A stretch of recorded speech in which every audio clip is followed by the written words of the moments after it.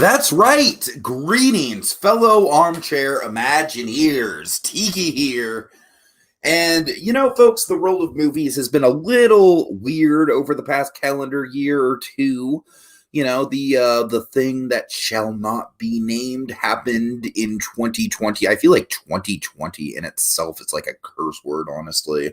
YouTube, you gonna demonetize me for saying the name of a crappy year?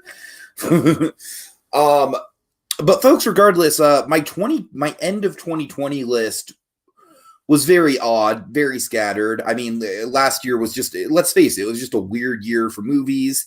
The start of this year kind of started to bleed over. Like we saw stuff like Judas and the Black Messiah, kind of bleed over and be like, oh, is it a 2020 movie or a 2021 movie? I don't know. That stuff got muddied. But basically, folks, I am taking this period of time, this chunk of time that I'm going to be breaking down my favorites here, is essentially like March of 2021 to current time. So March to July of 2021. And the reason I started March is simple, because that's the first time I was able to go back to a movie theater for Godzilla vs. Kong, which is not on the list, but, March was kind of like the time where I was actually comfortable enough to go to a movie theater again. Movie theaters around me started opening back up. So, 2021 will not be remembered for good reasons. Yeah, you got that right, Claude. You got that right. But folks, I have to say, I was honestly kind of like putting together this list and I was like, I don't know, do I even have enough strong movies that I like feel strongly enough to be like, this is top 10 worthy. Like I've certainly seen at least 10 movies that I at the very least thought were good. But just as a disclaimer before we get into this, I don't think all these movies are necessarily great. But they're all at the very least very, very good. Very, very good.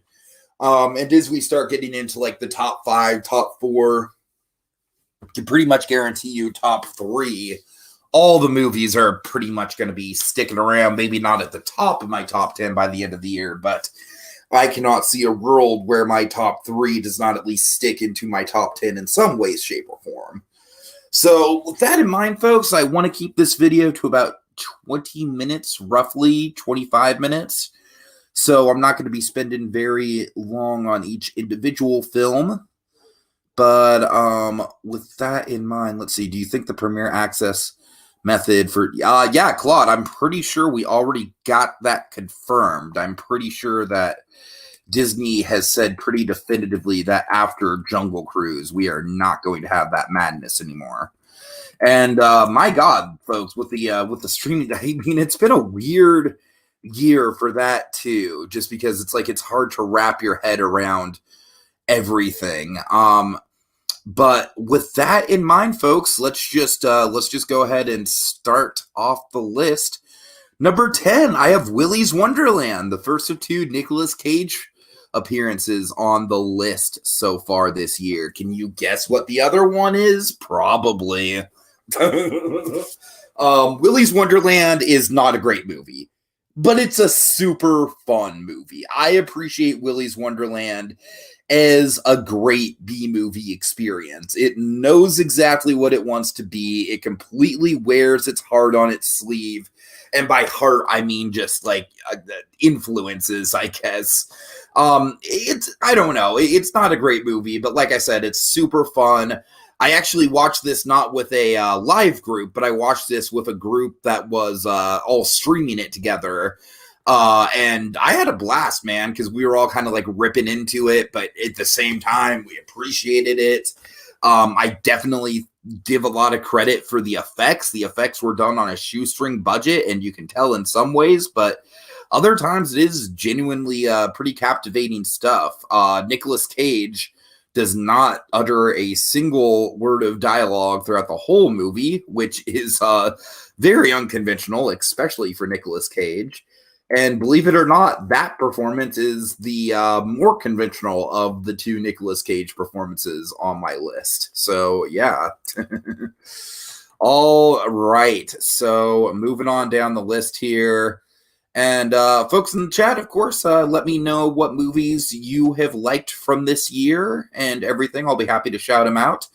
Also, by no means am I like gonna be like, I'm not gonna answer questions unless they get a super chat. But I want to point out that the super chat is there. We worked very hard to get it. And if you would if you want to donate something to us, I would greatly appreciate it. Every red cent that goes to us is going to go towards stuff like the cost of my streaming services, the cost of StreamYard, all that good stuff. So it's going to go towards stuff that's actually like helping the channel and not just straight into Tiki's bank account. So yeah. Like I said, I very much am still going to be interacting with you guys as much as I always have been. But it's nice to have that super chat as an option if you feel so inclined.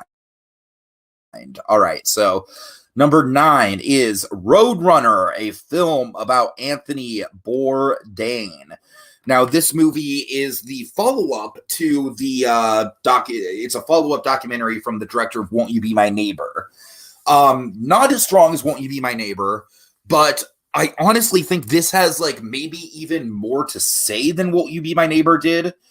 And that's kind of why I'm great. Like, oddly, for a documentary that's pretty much just like, it's not a puff piece, but it is kind of just like sort of a look how awesome this guy's life was sort of documentary. There's a lot of layers to this one, man. There's a lot of stuff to think on with Roadrunner, and I really would like to see it again.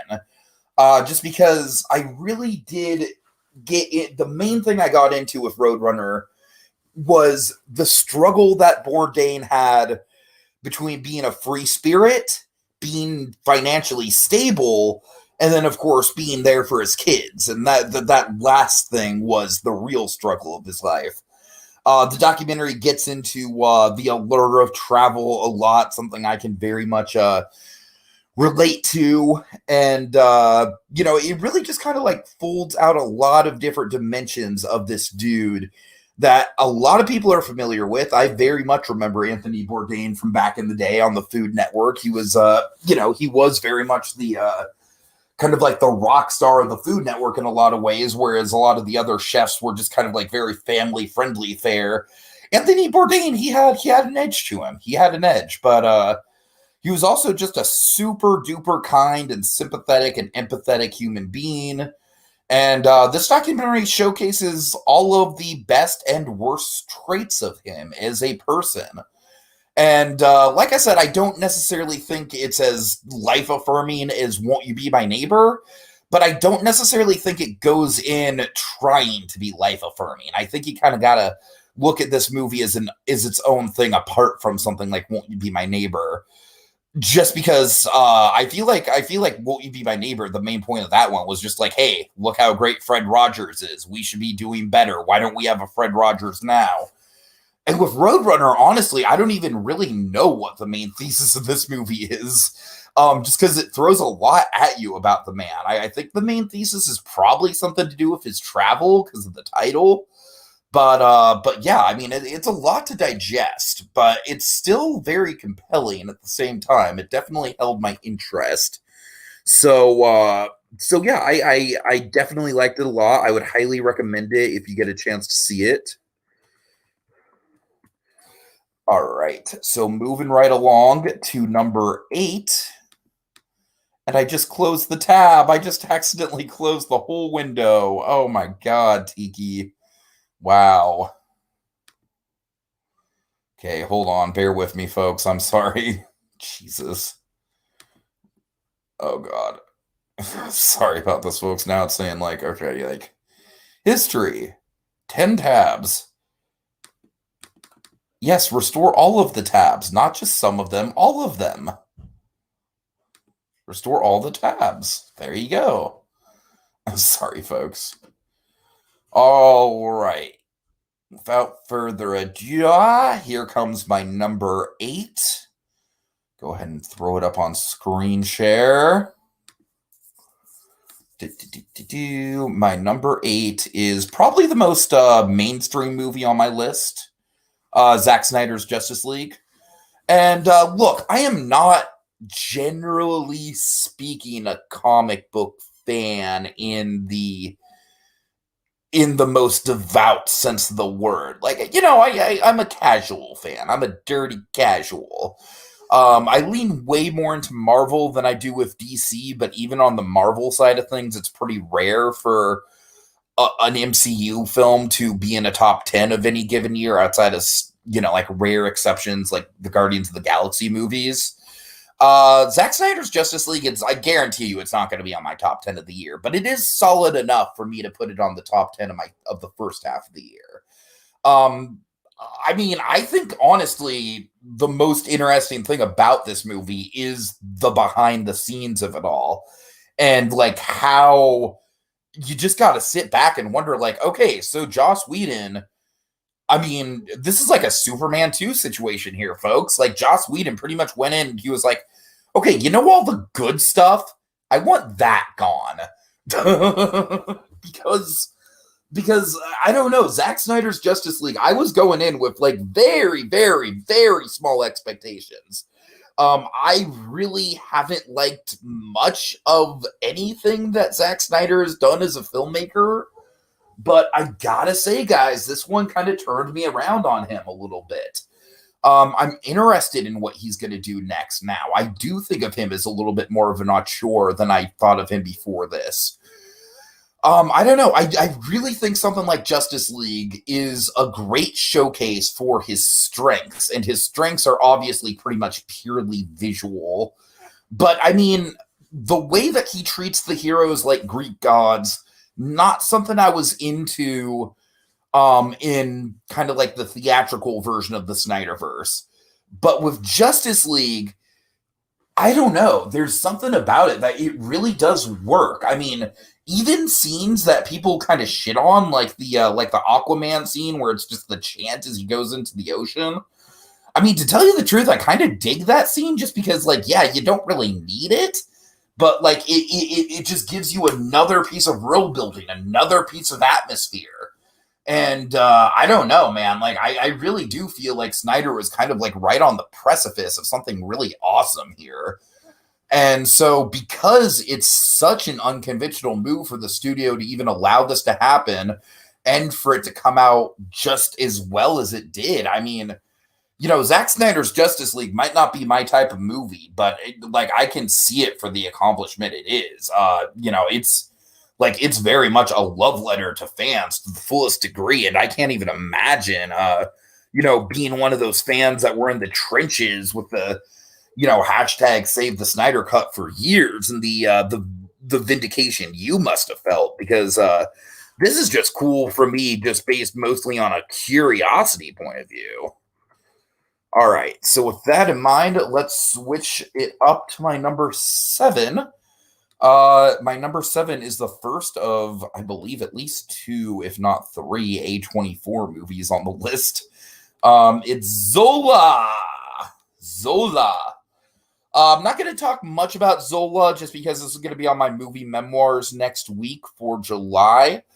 But I really dug this one. I think that it had a great kind of unpredictable style to it. The director really, really flourishes with atmosphere, with lighting.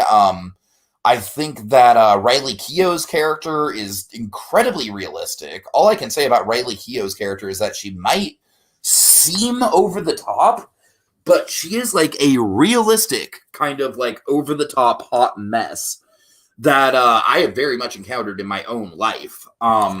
This is the type of movie where it's like you can totally like see yourself being in a situation like this.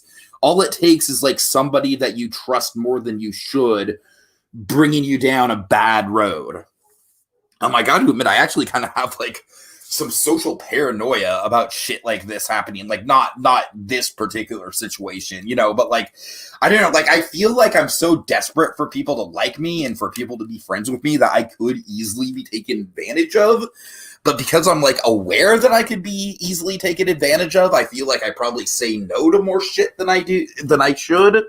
You guys like me sitting here freaking like psychoanalyzing myself? Isn't that fun?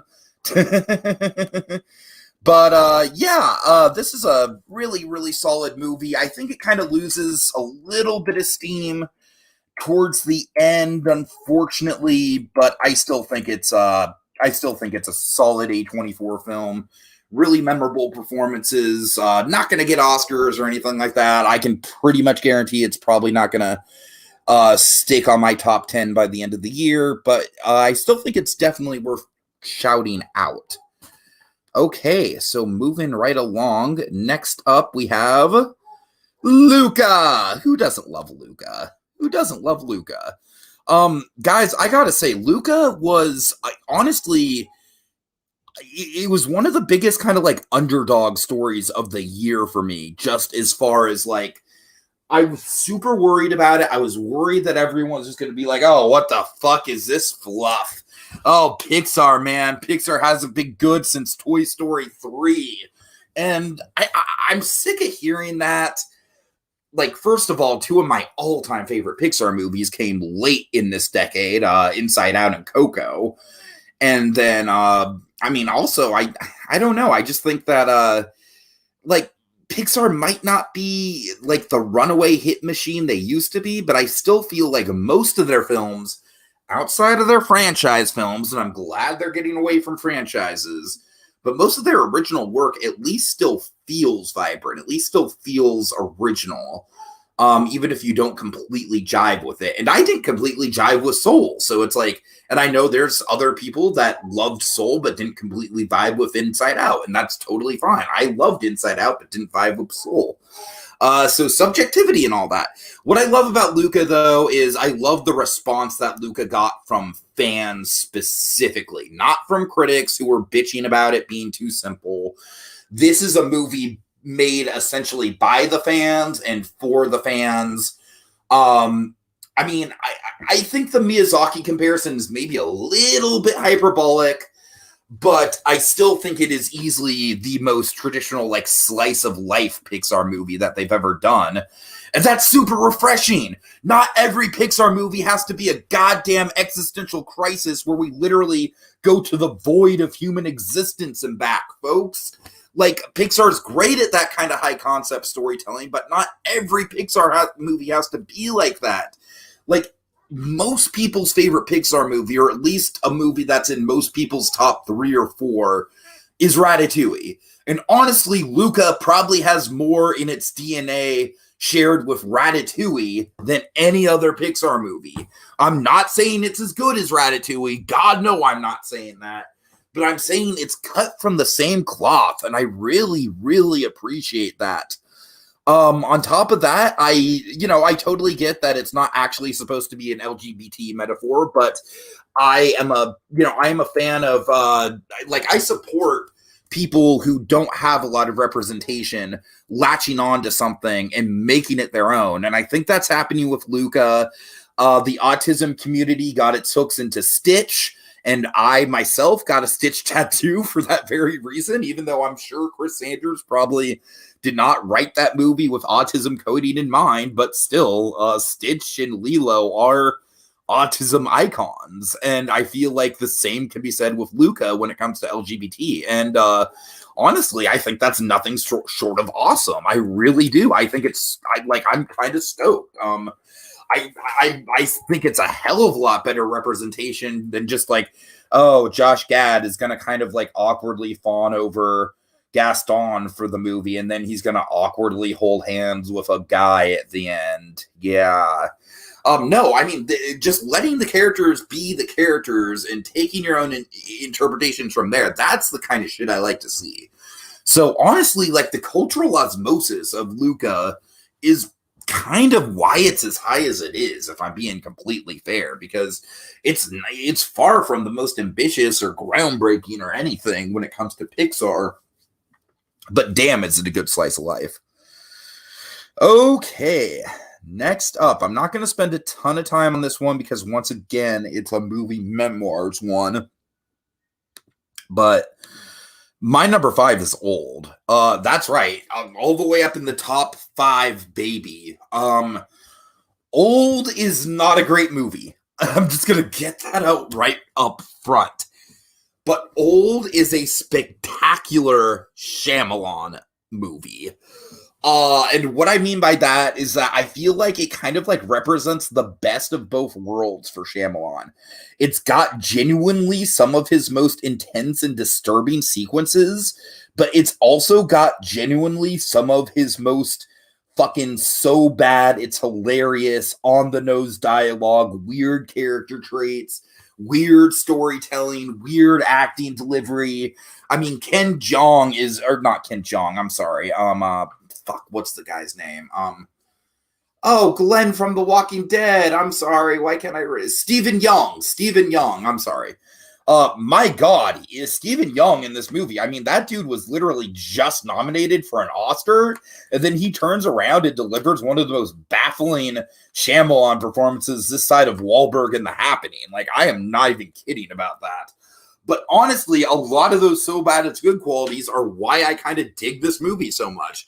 If this movie was just a straightforward thriller with the same twist and there wasn't the weird shit going on with the acting, I might not like it as much. I really do think Old is a great example of, a director's style, for better or for worse, defining a movie. And I really did think there was a lot to take out from Old, just as far as like the Shyamalan-isms go, and I was having a ball with it. So you may or may not like Old, you may or may not like where it goes, but I think Old at the very least is a fun ride. Like, it is quintessentially a theme park ride of a movie by all intents and purposes. So, and it's also a theme park ride in the sense that like the characters are pretty much just empty vessels for the plot to happen to. All right, my number 4 is the first number 1 movie of the year for me. And this was super refreshing when it came out because honestly, it was like I said, with 2020 and bleeding into 2021, like there was a point where like I was having a hard time even distinguishing like what was a new release and what was releasing on streaming or what had been on streaming but is now going to theaters. And so for that reason, it was just super refreshing when this movie came about. And I was like, oh, I like this. And that is The Mitchells versus the Machines. I mean, I feel like we've kind of talked about this film till we're blue in the face on this channel, and for good reason. This film is a low-key masterpiece. I'm going to go as far as to say that. I truly think it is maybe the spiritual successor to Goofy Movie as far as just like a freaking awesome family road trip comedy goes. So many great characters. I feel like every single member of the Mitchell family gets a chance to shine. Of course, Rick and Katie are the highlights, but as you all probably know by now, my avatar on YouTube is Aaron with the dinosaur shirt and the phone book. Like, hi, would you like to talk to me about dinosaurs? Aaron is kind of my spirit animal now to a certain extent. I relate to that kid a lot. But then, you've also got the mom who's uber protective and has some badass moments. You got the robots who are super hilarious. Olivia Cook plays a great villain character with a smartphone. She has some genuinely believable motivations. And the animation style, dude. I mean, the animation style is just on fucking point. And it's interesting. I've tried playing this movie to a couple folks from older generations, and I really don't think they get it. I really think this is a movie for people my age and also the kids of people my age. I really feel like my age demographic, like late 20s, early 30s, are probably like the absolute max of people who are actually going to appreciate this film. And I can appreciate that because it is uber modern. It is very flashy. It is very in your face. It does have a ton of memes and, internet humor in it. But man, it's like the antithesis of something like the Emoji Movie or Ralph Breaks the Internet as far as how it uses that kind of stuff. So, Mitchell vs. the Machines, huge on heart, huge on laughs, great animation. Overall, just a very solid movie. Claude says, I love Mitchell vs. the Machines. I want to see it get an animated series.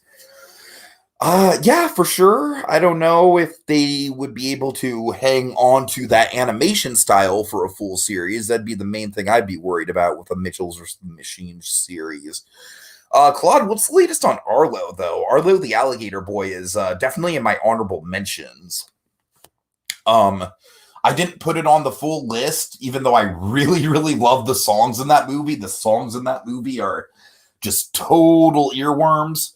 But like at the end of the day, that movie is a backdoor pilot, and it feels like a backdoor pilot. So I can't place it too high. But still very, very solid. Okay, folks, we are getting towards the end of our list here.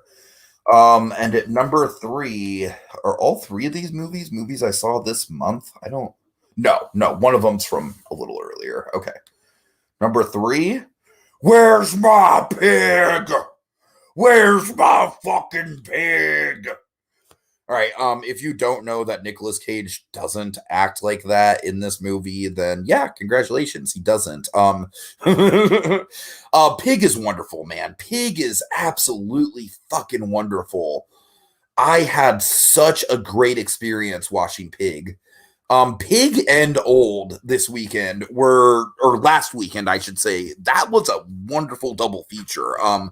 I always love when movies kind of come out around the same time and they both have original premises and they both live up to said original premises. I don't know. There's like the thrill of the hunt for me when that kind of stuff happens. And so Old and Pig, 2 of my favorite movies of the year, coming out back to back. I loved it.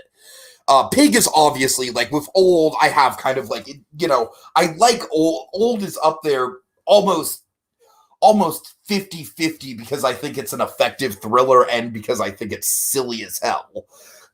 But Pig is wonderful just on its own. I mean, you got Alex Wolff, who is really, really taking off in his career.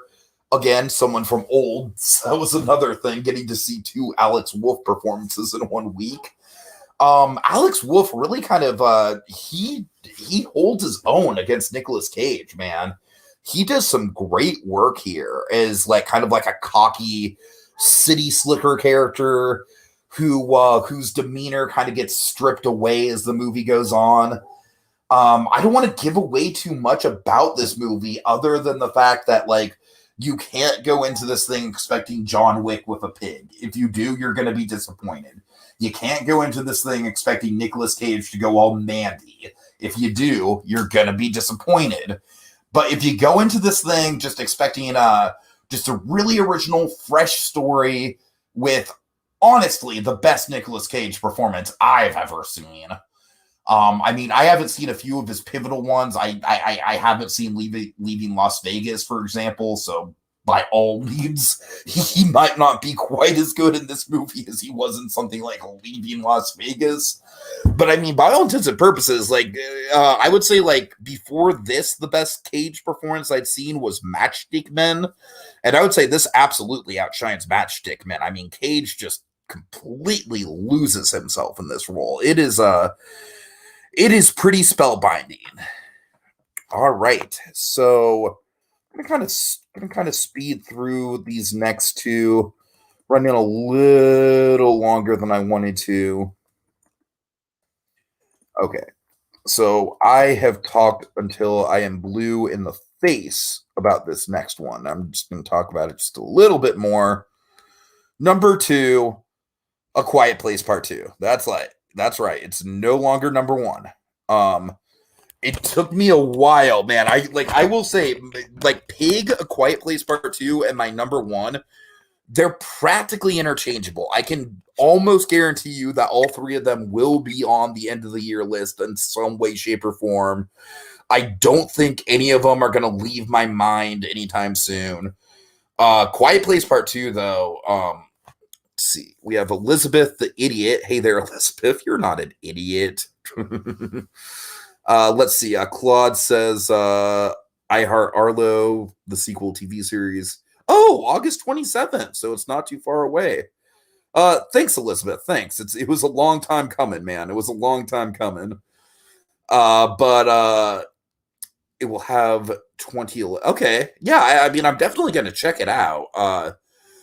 a few of the characters really, really sold me with Arlo. I mean, Arlo himself is just a freaking adorable character. So, all right. So, Quiet Place Part 2, one of the best sequels ever, in my humble opinion. I've seen a little bit of backlash against this movie in regards to like, oh, well, now they have the sound device that they can just, that they can just turn on the monsters. And I'm like, yeah, they have a way to fight the monsters, but I mean, for God's sakes, it's not a very practical way, and it doesn't like guarantee that you're just going to get out of every situation. I don't know, man. What I love about Quiet Place Part 2 is that I feel like it's a brilliant example of micro world building, I should say. Very micro world building, which is what I am kind of fascinated with by it. So, just to set the stage here, the first Quiet Place, we see the drugstore, we see the bridge, and we see the farmhouse. Like, that's pretty much it. Those are our 3 sets. Quiet Place Part 2, we see the farmhouse, we see the bridge, we see the drugstore, and then we have a steel mill, a dock, and an island. It's like, that it does kind of double the locations from the first movie, but it's still within the same like very realistic gap of space. I don't know, man. There's something to me about a movie series that can just feel like it flows into each other so well. Cillian Murphy is phenomenal. I love his character arc to death in this movie. I think his character arc is amazing. Just he gets me every time. Just seeing him just transform throughout the movie from this guy who's so cold-hearted that he's gonna send a family with 2 kids and a newborn baby off to basically giving his life at the end. I mean, he doesn't actually die at the end, but he's ready to. I mean, it's great stuff, man. It's excellent stuff. I could just gush about it. The dock scene. I mean, the dock scene. Come on. The bear trap. I'm just going to move on, guys. A Quiet Place Part 2. It's not my number 1 just because it's not the most original thing I saw all year. We'll get to that. I think you guys can probably guess what my number 1 is. But, I mean, hell, it's, if this, I'll put it this way. If this isn't the best franchise movie of the year, I'm going to be shocked. I'm going to be shocked if like a sequel comes out that is better than A Quiet Place Part 2. Like, to me, it's like I just can't see that happening. I legitimately can't see that happening. All right. And finally, my number 1 just came out. I just saw it. It's The Jungle Cruise. No, I'm just kidding. It's The Green Knight.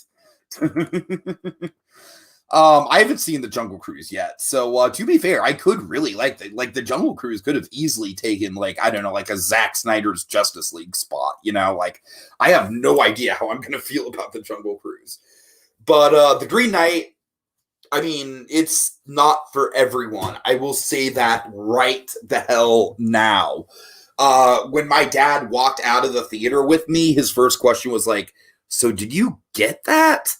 And honestly, I didn't even know how to answer the question because, in all honesty, no, I didn't quite get it, but I wanted to, and I was challenged by it, and I dug deep into the secret meanings, and now I think I get it after doing some analysis of it. And now I gotta tell you guys, I am more stoked to go back and watch this film a second time than I have for a rewatch of any movie in a long time. This movie is rich with symbolism. It is rich with ideas. It is rich with thematic elements. All that plus a phenomenal score, plus an amazing cast, plus I will say definitively lock it in here, folks. The most immersive fantasy world since the Peter Jackson Lord of the Rings movies.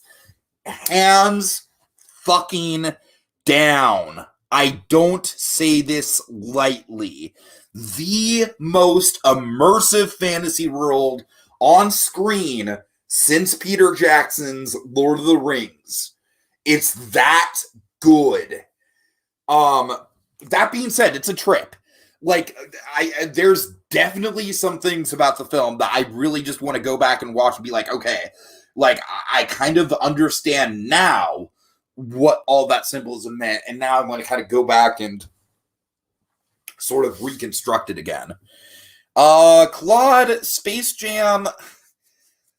Claude, I didn't hate Space Jam. I really didn't. I had fun with some of it. Like, I really appreciated, honestly, like, Space Jam when it's just trying to be a Looney Tunes movie is great. Like, honestly, I think it's better than the first movie, it being a Looney Tunes movie, because the characters feel a lot more on point. The problem with Space Jam is that it's super duper corporate and super duper cynical, and I get that that's kind of the joke, but I can sum up my problem with Space Jam in a very simple visual metaphor, all right? You know how in the first Space Jam, Michael Jordan lives in like a very humble house, and, you know, it's like you got the family crowded around the dinner table and shit like that. You got the basketball hoop on the front, you know, in the front yard. Okay, Elizabeth, I'm going to be completely honest with you. I'm kind of lost on the Big Chungus meme.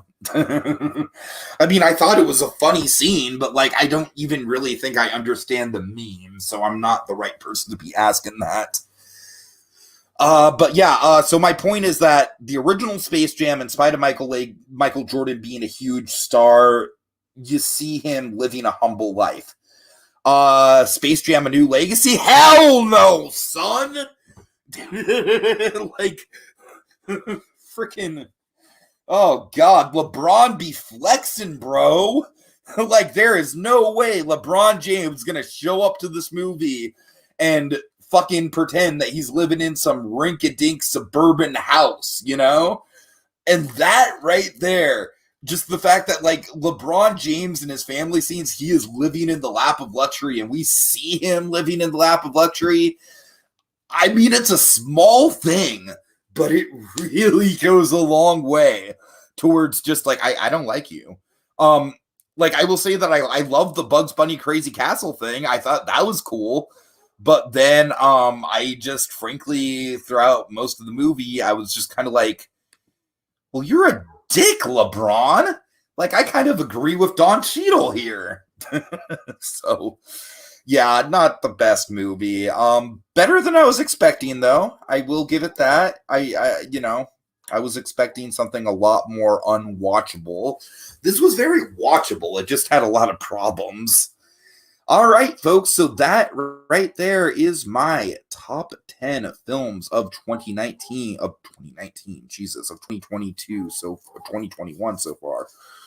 I would recommend Space Jam 2 if you know the type of movie you're getting into. If you know for a fact it's going to be corporate as hell and you just want to see some Looney Tunes, then grit and bear it. I would even say just fast forward to the Looney Tunes, because there's a solid 20 minutes of this movie that just kind of feels like filler with the LeBron stuff. I really don't care about LeBron as a character. Like, he is no Michael Jordan. So yeah, let's see. Just to recap here. Number 10 was Willy's Wonderland. Number 9 was Roadrunner, a film about Anthony Bourdain. Number 8 was Zack Snyder's Justice League. Number 7 was Zola. Number 6 was Luca. And number 5 was Old. Apparently 7, 6, and 5 is like my single word trilogy. Number 4 is The Mitchells versus the Machines. Number 3 is Pig. Number 2 is A Quiet Place, Part 2. And number 1 is The Green Knight. Yeah. Yeah, I don't know what year it is. You're right. Okay, so yeah, I think it's a pretty solid list. Nah, Claude, I haven't watched enough TV shows to make an adequate list for that. Sorry. Like, I've seen like maybe a handful of TV shows this whole year. And TV shows also kind of muddy the waters a little bit just because some seasons like bleed into the next year. So yeah, I don't know. I just haven't seen enough TV to do an adequate list. But regardless, big thanks to Claude and Elizabeth, who is not an idiot. I just want to emphasize that. I know you change your username around. You're not an idiot. So don't even think like that. I don't even like to see that. All about positivity here. So big thanks to you guys for joining us. Big thanks to anyone else coming on for this. 1,000 subscribers, baby. Very, very happy about it. Very stoked. We're just getting started. We'll be doing an Alice in Wonderland retrospective tomorrow night. So stay tuned for that. And yeah, in the meantime, have a good night, everyone. See y'all later.